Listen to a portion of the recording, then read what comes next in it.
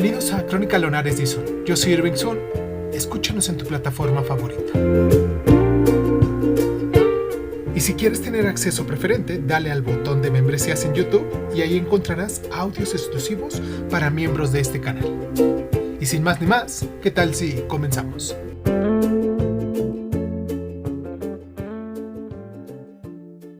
Cierra los ojos, cierra los ojos, cierra los ojos.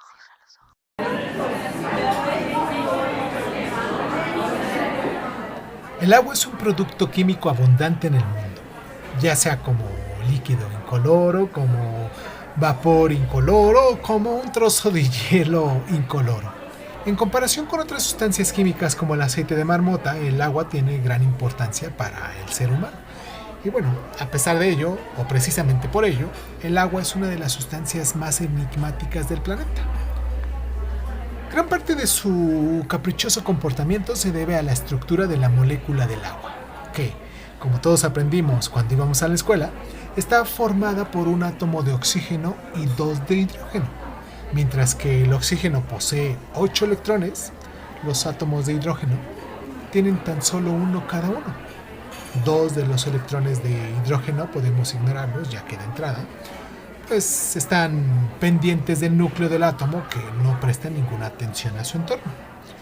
Así nos quedan 8 electrones por cada molécula de agua que intentan alinearse por partes, pues estar solo no es el punto fuerte de estos electrones, claro. Lo que sucede es lo siguiente: 4 electrones de hidrógeno se aparean entre sí y el resto lo hacen con los átomos de hidrógeno y mantienen las moléculas cohesionadas. El resultado es una figura con un tronco grueso, o sea, lo que es el átomo de oxígeno, 2 bracitos, o sea, los 2 átomos de hidrógeno, y 2 piernitas, o sea, las 2 partes de electrones de hidrógeno, que sobresalen como si estuvieran desvalidas. Si en el mundo hubiera una sola molécula de agua y no muchas más, no haría falta añadir nada. Sin embargo, la presencia de moléculas vecinas complica enormemente las relaciones sociales de los componentes del agua. Por una parte, los átomos de hidrógeno están en movimiento constante y cambian de molécula hasta 1000 veces por segundo. Por otra, la molécula del agua está muy popularizada eléctricamente. El núcleo, el grueso núcleo de hidrógeno atrae los pares de electrones de modo que termina envuelto por una nube de electrones de carga negativa, y más rezagados quedan aún estos 2 brazos de hidrógenos comparativamente desnudos, es decir, cargados positivamente. Como consecuencia, los brazos positivos de una molécula intentan agruparse con las piernas negativas de otra. El agua es un elemento de enlace fácil, pero por otro lado, inconstante en sus uniones, por lo que puede formar todo tipo de estructuras, de las que obvio hablaremos más adelante. Además, estas propiedades hacen también que transmitan diligentemente la electricidad y el calor, que la sal se disuelva en ella y que se pueda unir con sustancias orgánicas como el albumen. El agua se mezcla sin rechistar con todo, por eso los seres vivos están formados principalmente de agua. Otra consecuencia de la estructura única de la molécula del agua son sus más de 60 anomalías que parecen contradecir las leyes de la física molecular en vigor y que se comprenden tan solo hasta cierto punto. La más conocida es la propiedad de alcanzar la menor densidad de 4 grados Celsius, y no en el punto de congelación o por debajo de este, como el resto de la sustancia, que sí respetan el código de circulación. Y bueno, lo normal sería que un bloque de hielo atara también corto las moléculas, mientras que en el estado líquido estas pudieran acampar más a sus anchas. Por eso, en el caso de la mayoría de las sustancias, caben más moléculas en un volumen concreto cuando el estado de esta es sólido que cuando es líquido, y por lo tanto la densidad es mayor. Pues con el agua sucede en este caso lo contrario, algo que se puede explicar de la siguiente forma. En las estructuras de hielo que se forman en condiciones normales, las moléculas quedan ordenadas en mucho espacio y de forma muy poco inteligente, o dicho de otra forma, mucho menos apretadas de lo que a ellas les gustaría. Apenitas fundiendo el hielo se juntan con una densidad mayor, por lo que el hielo flota encima del agua, lo que permite que los ríos y los lagos empiecen a congelarse por la parte de arriba. Y muchos peces se alegran de ello, ya que no los pueden pescar. Muchas peculiaridades del agua se deben al hecho de que el agua caliente se comporta de forma distinta que el agua fría en muchos sentidos. Una anomalía de la lista de que el momento ha sido aclarada es el llamado efecto Vempa, que aborda la cuestión de por qué el agua caliente se congela más rápido que el agua fría. El primero en describir este fenómeno fue Aristóteles. Al parecer, en su época era una práctica común poner al sol el agua que luego habría que congelar, porque el calor acelera el posterior proceso de congelación. Como hay muchas bautizadas en honor a los personajes griegos de la antigüedad, pero solo unas pocas en honor a los personajes africanos, los científicos de todo el mundo acordaron olvidarse profesionalmente de este tema un rato para que, en el año 1963, Erasto Mempa pudiera redescubrirlo en Tanzania. Mempa tenía que preparar un helado para la clase de física con leche cocida, pero como quería ahorrar tiempo, metió la mezcla aún caliente directamente en la nevera y en realidad con ello ganó el doble de tiempo, pues su mezcla caliente de leche y con azúcar se congeló antes que las mezclas frías de sus compañeros. Mempa necesitó 6 años, muchas lecciones de física y mucha tenacidad hasta que finalmente se le reconoció el hecho. El que tenga conocimientos previos sobre física de sustancias frías y calientes creerá que el efecto de Mempa es una leyenda. El enfriamiento de líquidos en situaciones ideales funciona como una carretera de resistencia con velocidad constante donde un punto de congelación es la línea de meta.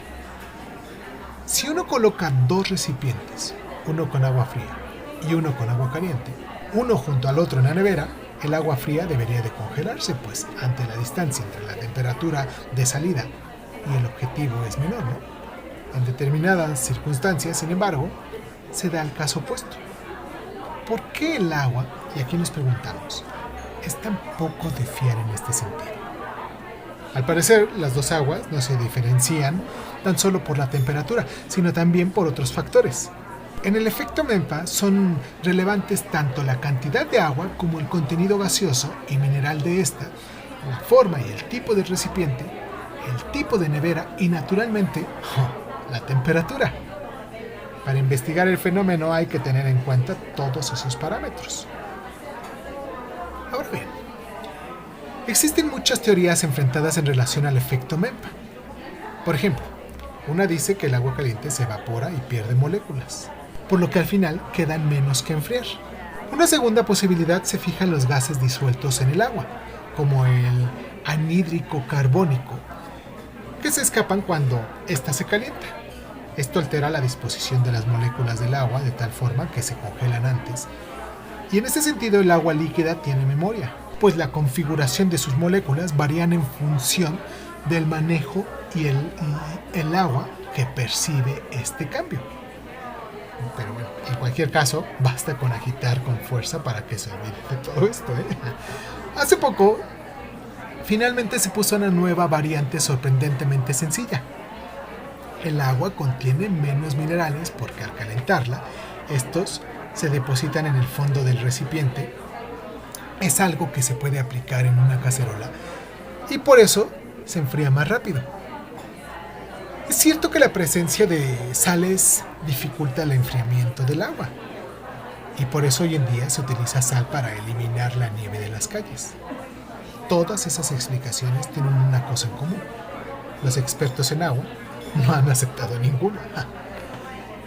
Si bien el efecto Mempa puede estudiarse con medios limitados, otros misterios del agua requieren todas las virguerías técnicas que se disponen de la actual física.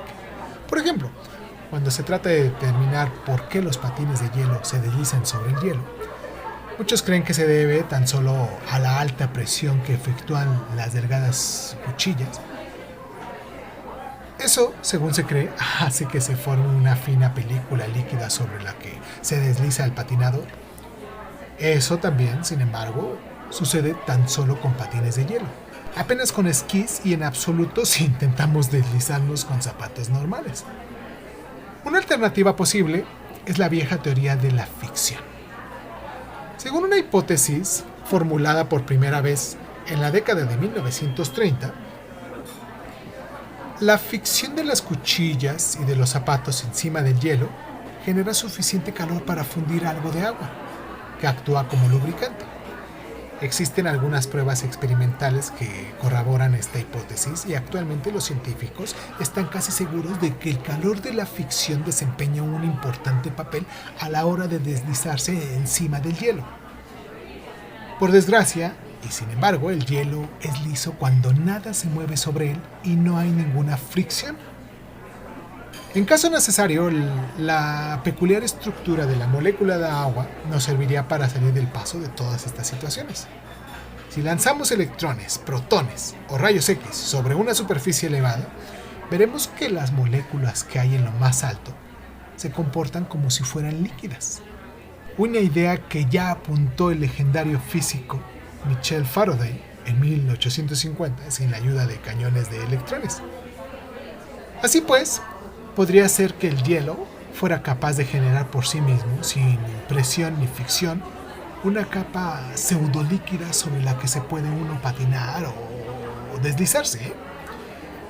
No se conoce exactamente el proceso que se genera en el hielo, aunque la ciencia actual se dedica a estudiarlo.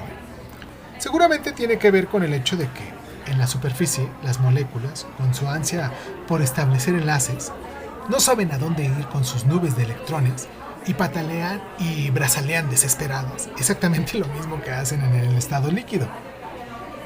Sin embargo, por bonito que suene, también existen escépticos. El físico Miguel Salmerón y todo su equipo han analizado la superficie del hielo utilizando un microscopio de fuerza atómica y han descubierto que a pesar de su capa líquida, el hielo en escala atómica sigue siendo muy áspero y nada resbaladizo.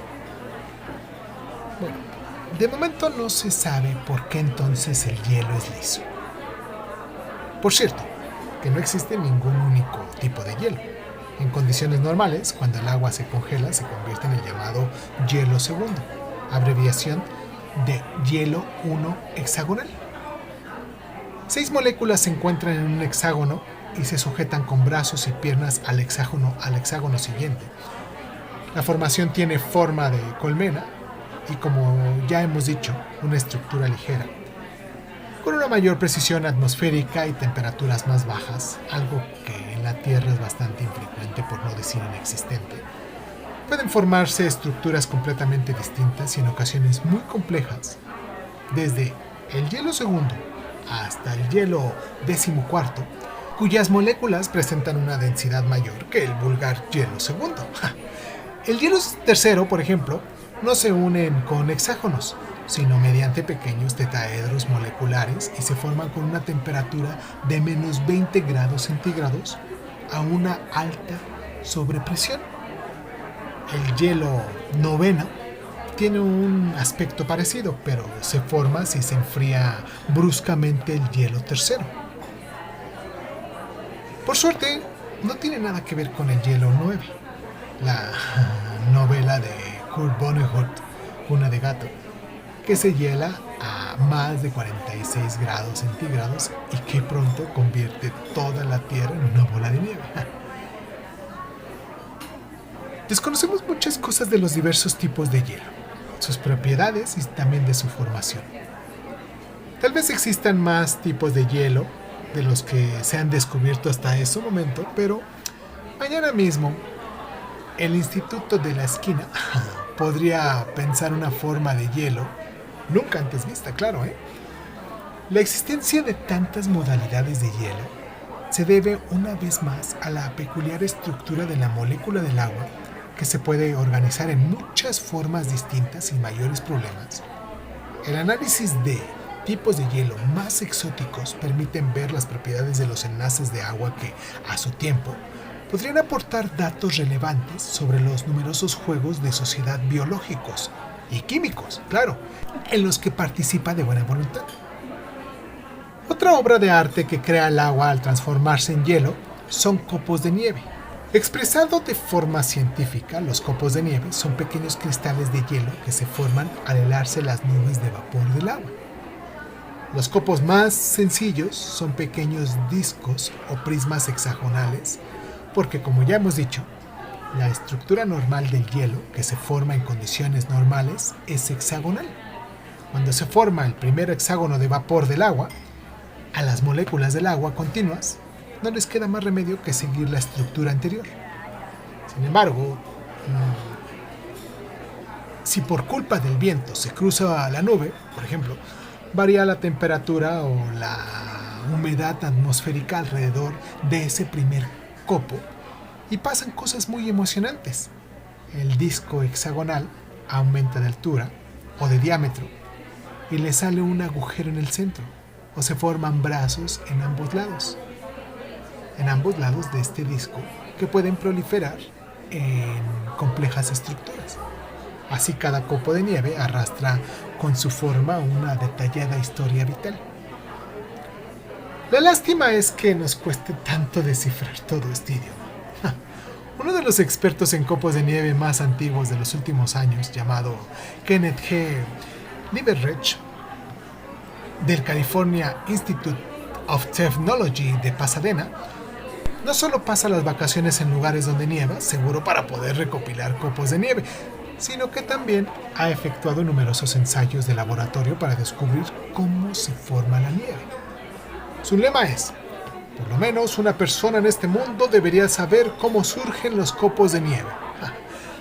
Le queda trabajo antes de lograrlo, pues aún nadie sabe por qué bajo unas condiciones determinadas se forma un copo de nieve u otro, o de dónde sale todo ese zoológico de tipos de nieve.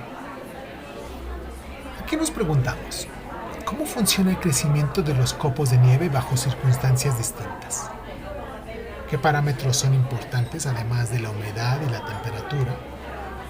Y una última pregunta, ¿cómo se puede comprender la formación a nivel microscópico partiendo de una molécula de agua, la apariencia tan sencilla? Liebrecht, como no podía ser de otra forma, recomienda realizar nuevos análisis de laboratorio a mayor escala. Rendirse, desde luego, obviamente no es una opción. Sí, señorita. Americano. Cargado, por favor.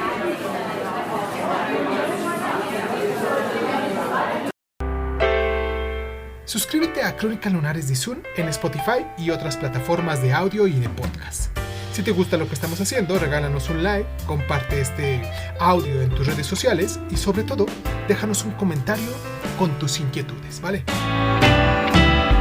Crónicas Lunares de Zoom es un programa de divulgación cultural conducida, narrada y comentada por Irving Sun y en muchas ocasiones por invitados especiales. Si quieres participar leyendo tu cuento favorito en voz alta, recuerda ponerte en contacto con nosotros.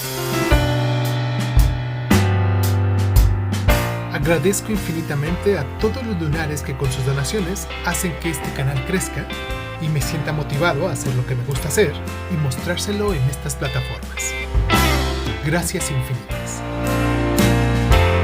Yo soy Irving Sun, esto fue Crónicas Lunares y ¿qué tal si nos escuchamos después?